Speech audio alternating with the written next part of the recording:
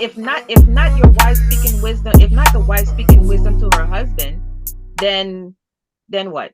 You know what I mean? What if you're not speaking wisdom, you're not saying anything, because that's what we should be speaking with. But what I'm saying is, when we speak, if you're speaking with wisdom, hopefully your gardener, your head can receive that. Okay. So he can use that wisdom and putting it back to the plant. You're a tree now. You're a fruitful tree. Fruits are good for you. If it would be not wise, not using wisdom for now the gardener not to pick up that fruit and nourish himself. Okay. And say, no, I raised up all these fruits and vegetables in here. They're non-GMO. They all healthy for me, but I'd rather go and eat some Burger King. That ain't using wisdom. Okay. So that's how we're growing together. All right. Now keep walking with me. So I'm going to read Genesis 2:18, and we're almost done. Genesis 2:18 says, actually, if you can bring that out, Sister Ivana, if you don't mind. Genesis. Yeah, Genesis 2:18. All right. Genesis 2:18 says, and the Lord Elohim said, it is not good that the man should be alone. I will make him an helpmeet for him. He going to make an helpmeet. That's what we're talking about here. It's not good that the man should be alone. No, that's why he out there raising up a garden. He raised up a garden for you, literally us, okay, the women, right? That he should not be alone. This garden, now it's fruitful, it's multiplying. You see what I'm saying? Like he told Adam and Eve to do, multiply. So now it's multiplying, right? This woman can now walk with wisdom, hopefully, if she's been nurtured right and is listening in the spirit, everything like that, like you do. You see, you try. A lot of us don't do that. We don't be in our books. We don't be trying to keep the water that we do have. We don't try to keep that. We just let it drain out. You know what I mean? We don't seek guidance. We don't do these things. Okay. But if you're doing that, you will be fruitful. He made him an helpmeet for him. So that he should not be alone. Okay. This helpmeet was to help him. So, oh, sis, I'm sorry. It just came to my mind that how God prepared him to take care of this garden, because what did he have the man do before he brought woman to him? He told him to till and care for the garden. Khan. So that was the first skill he gave him before he gave him his flowers. Exactly. And that's the same way the Most High is doing. Like you say, I know we're talking about, our husbands and wife, but then you got to think of, I always go back to the single women, because a lot of women out there are not, I mean, I have a daughter, she's not married, I have a lot of sister-in-laws not married, but the first thing, that I tell them, you got to take care of what you got to take care of right now before the Most High even sends you a husband. You got to know how to carry and live your life according to him, and make sure that you're living, or that you prep yourself for a husband, because your husband's supposed to pour things into you, but you should already be ready for your husband when he comes. So that means you got to be going out of your way to please and to please the Most High, because right now he's your husband. He's the one's taking care of you. So you've got to take all that and pour it as if you're doing it. You're doing it as for a husband, but you're doing it the Most High. You're doing it through the Most High. So when you do get your husband, you know how to humble yourself. You know how to give. You know how to love. You know how to be. You'll be able to do. You can be able to be that Proverbs 31 woman. Right. So, and I know, like I said, a lot of women, married women, some of us struggle with that. But as far as I know, it's a lot of single women, and those are the sisters that we're trying to reach as well, because I know some of them desire husbands, but like you say, I've been there too, because that was one of my things. But when I came in this truth, and that's another thing that helped me along, is I prayed. I got tired. You know, I'm not. I was in relationships I shouldn't have been in. But I told the Father, I said, you know what? I'm tired. I'm tired of going through this, and I'm tired of going through that. And the first thing He says, commit yourself to me. And that's when things start coming to me, and I start carrying myself with the like you say, as going back to Galatians, the fruit of the spirits. We got to make sure our line is lining up with that. And then the Most High know when that a woman is ready for her husband, because she'll be ready already if that's His will, you know. Yeah, for that. And right, and hopefully ready already, and maybe she's not fully there, but the Most High sees that she is a field that she can be worked with. You know what I'm saying? Because a lot of us because like you said, sis, and our praises, we're getting to, even though we're learning ourselves, we're growing with our children. We're growing in this truth with our children, because now we're having to relearn as babies while teaching our young girls what we didn't know. You know what I mean? So it's even growing together with our children, not just our husbands in leadership, but with our children. But but to speak on the on our single sisters that truly desire husbands, and for the right reasons, you know what I mean? We have a chance now that the prophets are on the highways and hedges, and this truth is coming out the way it should be and rightly divided, to better prepare yourself for that position of being a wife. You know what I mean? And I'm not going to say at all that you're going to get it. You're going to 100% check off all the boxes of being a wife before you get married. You probably will not. But working towards it, the Most High sees that what you're working towards, because guess what? He's going to see that this man I'm going to put into your life can now plant the seeds and nourish you now. You know what I mean? But before, there wasn't anything there. The ground was hard and rough and rugged, and just not an environment where a gardener can come in and step in and do a thing. But now he's seeing that you're open, like Sister Yeshria's testimony was. Her spirit was open to receive, like you said, Yvonne. You were searching and seeking, you know what I mean? Getting yourself prepared. Something was telling you, listen, I'm not supposed to be among the weeds. You know what I mean? I'm not supposed to be among the weeds. I'm a rose. You know what I'm saying?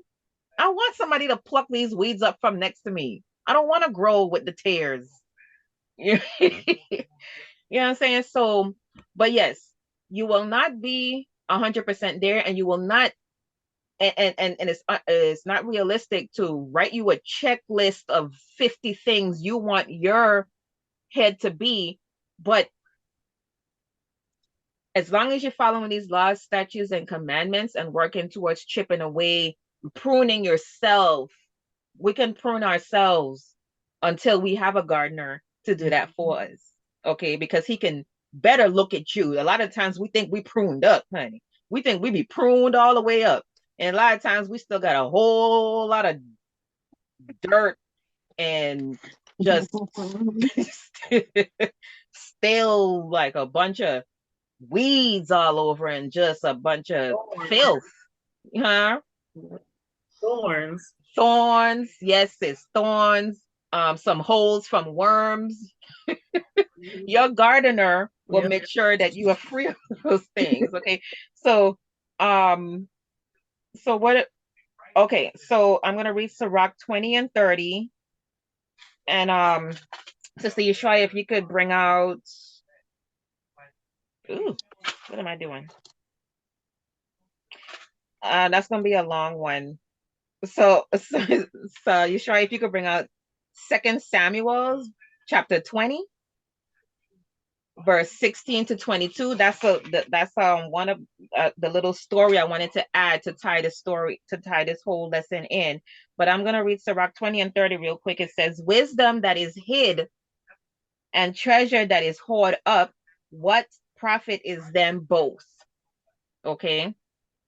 So tying it back into the garden, the wisdom that is hid, this wisdom, your rib that was given to you, that you can clearly see is walking in wisdom and has wise things to say in the meekness of spirit to you, even though you're the gardener, but she knows her place and she's trying to be a helpmeet and nourish you with this this these this fruitfulness. Now I'm a fruitful tree, let me nourish you, you know what I mean?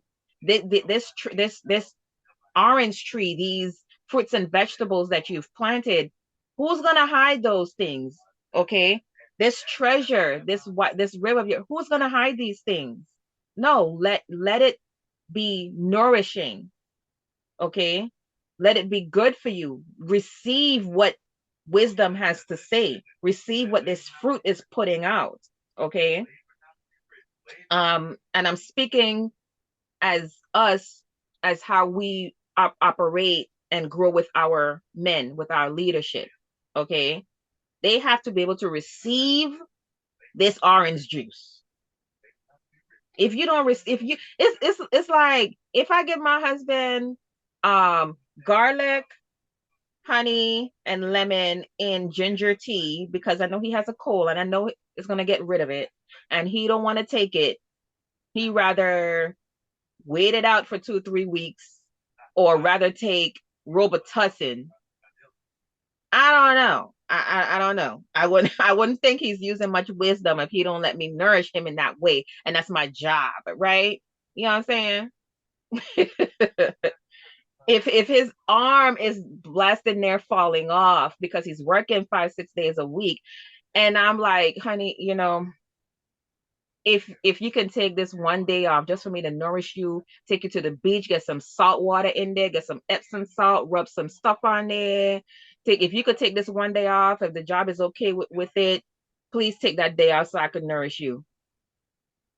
If you don't listen to wisdom, 9 times out of 10, you just going, you know, what's going to happen to that arm? And I'm telling y'all from the truth, because when he don't listen to that, he end up being out of work for weeks. But if he had took that one day, okay, right, instead of hiding that treasure, he would have been, you know what I'm saying? I'm just trying to bring it to a more realistic term for you guys in a real experience. Okay. And then he'll come back and say, man, I should have listened to you. Well, wisdom was crying out yesterday. She was crying out, but you didn't want to listen. And that's where I'm at with this. Okay. It's no problem in gardeners listening to the plants. You have to listen to the plants sometimes so they can tell you, listen, I need water. Or listen, this orange that I have here is good for you. You know what I mean? You go ahead, you try it with I think you had second Psalms 20. 2 Samuel. 2 Samuel 20, verse 16 to 22. Before I go there, I just want to read this one precept. It says, it's Proverbs 23 and 23. Okay. And it says, by the truth, Proverbs 23:23. Okay. Where it says, buy the truth and sell it not. Also wisdom, instruction, and understanding. So it's made me, I just thought about that. I actually like, that's one of my favorite scriptures too. But it just made me think about when you were saying you're giving them the wisdom, it goes with your scripture when you're talking about wisdom that is hid and treasure that's hoarded up. What is the profit in them both? So what it's saying is receive this wisdom, receive this truth, and keep it. Don't sell it. You know, don't lose it. Right. Because when you sell it, you don't get it back, right? No. It's gone. No. That's what made me think about when you read that out of Sirach 20 and 30. So right. Okay. So 2 Samuel 20. All praises. 16 through 22. Okay. So then cried a wise woman out of the city, hear, hear, say, I pray you, unto Joab, come near hither, that I may speak with thee. And when he was come near unto her, the woman said, art thou Joab? And he answered, I am he. Then she said unto him, hear the words of thine handmaid. And he answered, I do hear. Then she spake, saying, so real quick, sis, I do hear. What did the gardener say? What did this man say? I do. Now, first of all, she said, what did she say? She says, hear the words of thine handmaid. And again, no, like you said to Stephen, and knowing your place, knowing our place as the garden, as the wives, as the sisters, you know, under our leadership, under our heads, knowing our place and how we speak and how we present ourselves, and knowing when to present ourselves. Okay. Not just all up in leadership face and your husband's face, like, okay, let me tell you this. You know what I mean? But but she says, hear the words of thine handmaid. May I have a word? I think who was it? Real quick, Hadassah. Hadassah, Esther. Hadassah was her Israel, her Hebrew name, but Esther. Esther? Yeah. That's Mordecai's niece, right? Esther? Yeah. Okay. Mm-hmm. He knew when to speak and then how to approach the king, her husband, so she can appease and, you know, let his guard down, and so he can receive what she was saying. She, you know, she had a plan, but she had to present it to him in a certain type of way. Just because she was the queen don't mean she could sit up there on the throne and be like, you know what, I'm queen, so let me tell you what it is and what I'm doing and what you're gonna do and what the people gonna do, and this is what's going. No, no, it has to be a suggestion. Listen, would you listen to what I have to say? May I speak? Can I tell you this? May I let you know that this citrus right here is good for so and so? Go ahead, sis. Let me stop. No, because I'm about to jump on that bandwagon, right? so to I want to, it's been in my mind, but first, I'm not going to read it. 1 Peter 3:2 tells us use chaste conversation, right? So we know chaste conversation is simple, restrained conversation. And I just want to point out what this sister did and what we're reading in 2 Samuel 20:17. She said, hear the words of thine handmaid. So a handmaid is someone who's like a subservient partner, like someone who we'll say submissive. We'll just use that word for arguments, right? So she's coming to him in a very chaste way. Right. Low, yeah. Yes. And then because she came at him that way, he's like, I hear you. Right. So we got to be careful as well how we present, you know, like you were giving your example, how we present ourselves when we want to say something or act something. Right. In order to get the response we want. Fine. And so we're going to keep reading down to 22. Okay. 2 Samuel 20:18. Then she spake, saying, they were wont to speak in old time. Oh, Salakia. They were wont to speak in old time, saying, they shall surely ask counsel at Abel, and so they ended the matter. I am one of them that are peaceable and faithful in Israel. Thou seekest to destroy a city and a mother in Israel. Why wilt thou swallow up the inheritance of the Lord? And Joab answered and said, far be it from me that I should swallow up or destroy. The matter is not so. But a man of Mount Ephraim, Sheba, the son of Bichri by name, had lifted up his hand against the king, even against David. Deliver him only, and I will depart from the city. And the woman said unto Joab, behold, his head shall be thrown to thee over the wall. Then the woman went into all the people in her wisdom, and they cut off the head of Sheba, the son of Bichri, and cast it out to Joab. And he blew a trumpet, and they retired from the city, every man to his tent. And Joab returned to Jerusalem unto the king. Okay. And I only brought out that story, and again, please go back and read it in its entirety so you understand the whole gist of the story. You know, we just wanted to hone in on that for the sake of the discussion tonight. But again, use wisdom, grow together. This woman was known in Israel. She was one of them that was peaceable and fruit and faithful. Okay, faithful to the Most High, faithful to her people.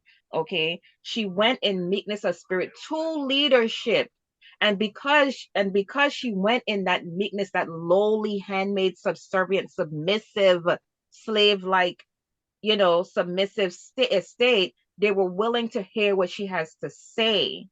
Okay, and then as the story goes on, it says in 22, then the woman went to all the people in her wisdom. So we're equating this wisdom with the woman, that you have to move in wisdom, use wisdom. All right. Have to be willing to be poured into and to receive, and also to put forth these attributes, okay, to be a benefit to your head, to your leadership, to your community. And that's what she was able to do. So I just wanted to bring out that story, to tie that into that, because we read before, who what did we read before? It says wisdom that is hid, treasure that is hoarded, profited what? If they had just shut her down, oh no, you the weaker vessel, oh no, you a woman. Well, that shouldn't matter if you're speaking in wisdom and if she's coming in her correct position. It shouldn't matter. The garden yields its fruit and nourishes even the gardener. Okay, so looking at the woman as such, again, in her in her low estate, how she came, they did not reject wisdom. They did not reject it. Had they did so, this story would not end up the same way. Okay, our people would have perished instead. Okay, but it says what did it says in 22? And Joab returned to Jerusalem to the king. And so if you read down, she did something. She used wisdom to help her people. Okay, and she did it in the right way. And they did not reject the wisdom. That was my point in all of that. Although she was a woman, they did not reject her. Okay, although she was the garden, they still received and listened. So let's go to, so that was 5A. Sister Ivana, can you bring up Proverbs Proverbs 1, chapter 1, verse 7, I think. I don't know if we read that already. Mhm. We may have read that already, but we could bring it out again. You say Proverbs 1? 1 and 7. No, I guess because it was in Sirach as well, because scripture repeats itself, so Right. it's similar to it. Let's, So yeah. yeah, let's read it again. Okay. Okay. Okay. Proverbs 1 and 7 says, "The fear of the Lord is the beginning of knowledge, but fools despise wisdom and instruction." Fine. Fools despise wisdom and instruction. Okay, so that leadership we just read of in 2 Samuel's, they were not fools. They were not fools. And we're going to show you again some more leadership, some more gardeners that used wisdom and did not despise instruction, although it came from the garden. The garden is just doing its job. Okay. Let's go to Judith. That's in the Apocrypha.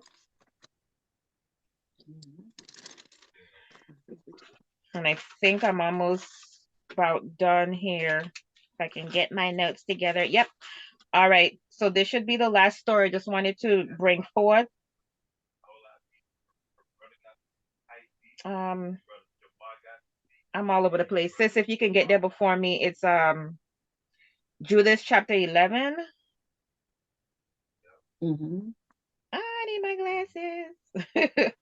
Chapter 11, verse 5 to 6. Okay. I've got it. Okay. All right. Judith chapter 11, verse 5 and 6 says, Then Judith said unto him, Receive the words of thy servant, and suffer thine handmaid to speak in thy presence, and I will declare no lie to my Lord this night. And if thou wilt follow the words of thine handmaid, the Most High will bring the thing perfectly to pass by thee, and my Lord shall not fail of his purposes. Han. And again, so this is another story to tie into the gardener, the leadership, using wisdom and not despising it, okay? And listening to the garden, listening for what the garden needed, okay? Just hearing wisdom, and not despising it. So she started off again. This is Judith now speaking. That she says, listen, it says, receive the words of thy servant. Okay. She came in her place. Okay. And suffer thine handmaid to speak. This is how we are to operate with our heads, our leadership. Okay. It would do us a lot of good. Trust me, if I knew this 3 years ago, you know what I mean? In the truth, that since I've been in the truth, you know what I'm saying? I'm still working on it. You know what I mean? I'm still over here. But I'm like, listen, if we could apply this, ladies, we will I don't want to say you what was I heard somebody say it earlier today. If we were doing what we need to do, smiles, um being as beautiful as the garden that we're supposed to be, and being nourishing and coming in with the sweet and the kind words and just being submissive. Listen, your head wants that.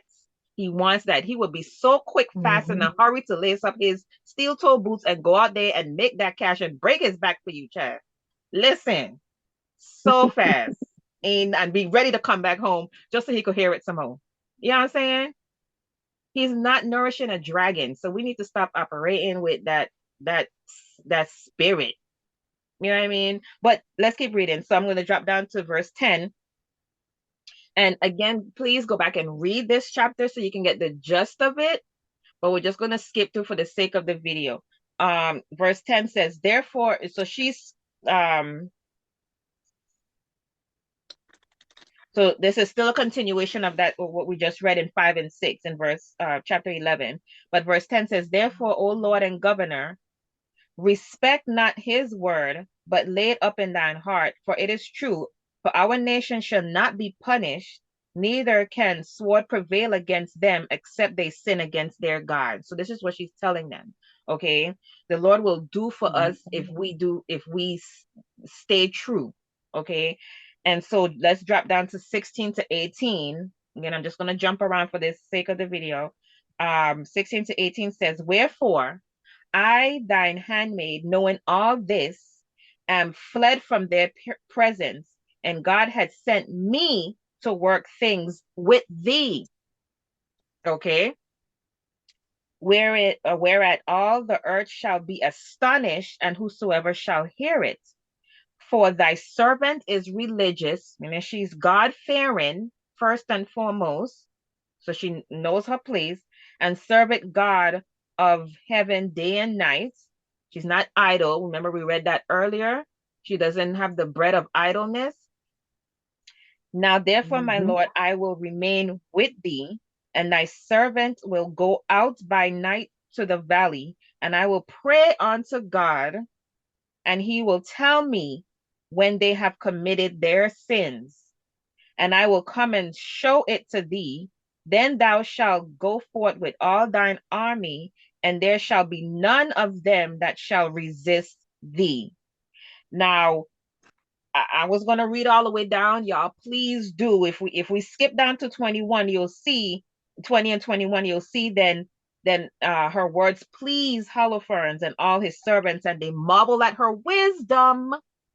Okay, they marvel at her wisdom, her fruits. She was nourished. She brought forth all this fruit and wisdom and nourishment.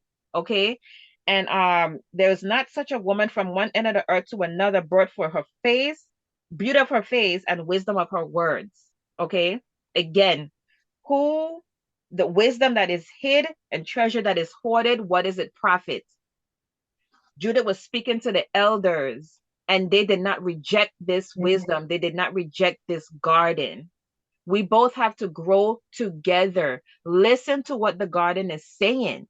Again, you have the last say, but it's your position as a fruitful garden, as a nurturing garden, to do your job, to do our job, women, as wives, as sisters. It's a disservice when we do not open our mouth with wisdom, knowing our place. It's a disservice. Okay. And again, we're not talking about anybody else but us, but the leadership here, the gardener here, did not reject the wisdom that was coming forth because it was coming from the garden. You understand? You understand? You see where I'm going with this? I can't hear you, sis. But yeah, you do not reject wisdom. You don't reject wisdom. If it's coming from from us being a rib, if it's coming from even a child, even a child can have wisdom. Your child might be telling you right now, "Mommy, don't smoke that cigarette." That's wisdom. You might not want to be corrected because you older, but it said a child will lead them. The last time I remember, you know what I'm saying? You might some of our heads might feel some type of way having to hear the truth or listen to wisdom when it's coming from their rib, and they might not listen to it right away.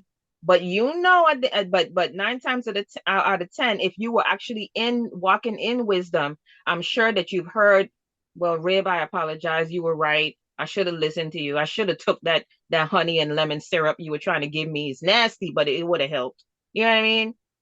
Yeah, you're right. I should have ate from.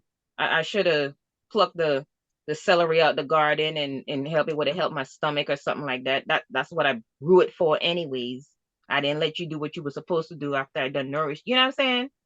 So I just brought that out to show that once the garden is doing what it's supposed to do, you've received all this instruction now. How are you putting it forth to help to be that help that you need to be, so you can grow together, so you can now nourish your household, nourish the gardener, the one who did all this work? How are you nourishing him now? Okay, so let's wrap it up. I believe let's wrap it up. I have Wisdom of Solomon chapter 8. Anybody want to read it for me? So I don't keep babbling on and on. Wisdom of Solomon chapter 8. And if anybody want to add anything, because this is the closeout scripture that I had. Wisdom of Solomon chapter 8, verse 1 to 21 is what I'm closing with. But if anybody want to add anything before we go.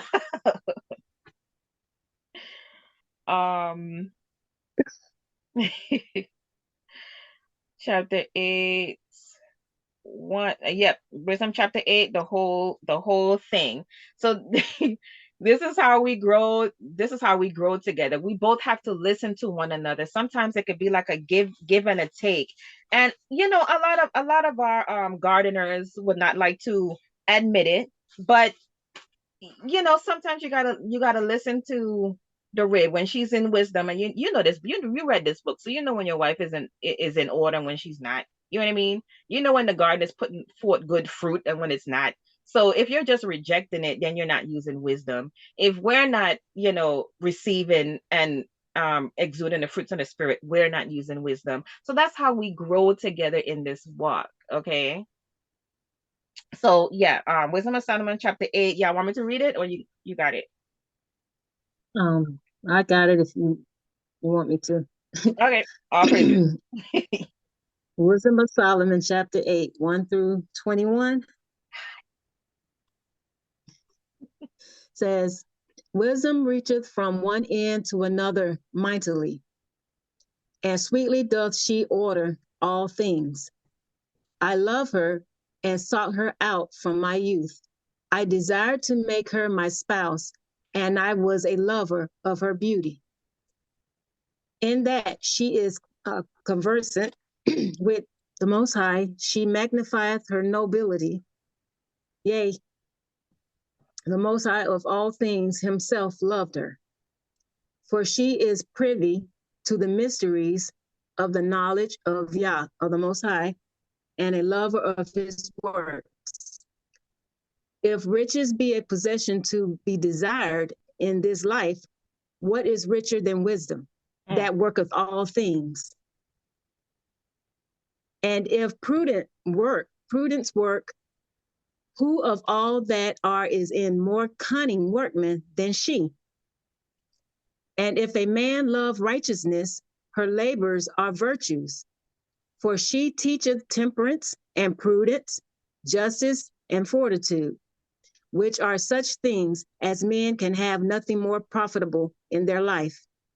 If a man desire much experience, she knoweth things of old, and conjureth all right what is to come. She knoweth the subtleties of speeches, and can expound dark sentences.